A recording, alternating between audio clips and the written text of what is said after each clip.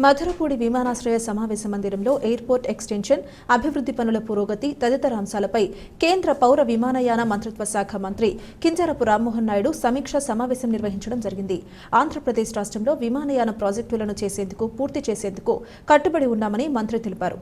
మధురపూడి విమానాశ్రయానికి పూర్వ వైభవం తీసుకొచ్చేలాగా, స్థానికంగా లభించే ఉత్పత్తులకు ప్రాచుర్యం కల్పించేలాగా చర్యలు తీసుకోవాలని రామ్మోహన్ నాయుడు స్పష్టం చేశారు. పార్లమెంట్ సభ్యురాలు దగ్గుబాటి పురంధరేశ్వరి, జిల్లా కలెక్టర్ పి ప్రశాంతి, శాసనసభ్యులు ఆదిరెడ్డి శ్రీనివాస్, బత్తుల బలరామకృష్ణ తదితరులతో కలిసి మంత్రి సమీక్ష నిర్వహించారు. Airport director S Gnaneswara Rao power point presentation ద్వారా పనుల ప్రగతిని వివరించారు.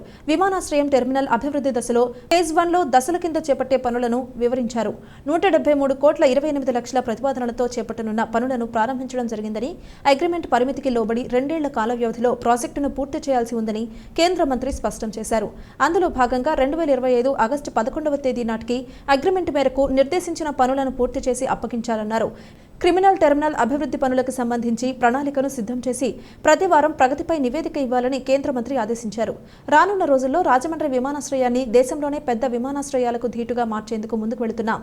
ఆ మేరకు పనులను చేపట్టి పూర్తి చేయాల్సి ఉంటుందన్నారు. దేశంలోనే అత్యంత ప్రాముఖ్యత ఉన్న రాజమండ్రి నుండి ఢిల్లీ, కాశీ, తిరుపతి, షిరిడి ప్రముఖ ఆధ్యాత్మిక ప్రాంతాలకు ఎయిర్లైన్స్ సర్వీసులను ఏర్పాటు చేసేందుకు సమీక్షించారు.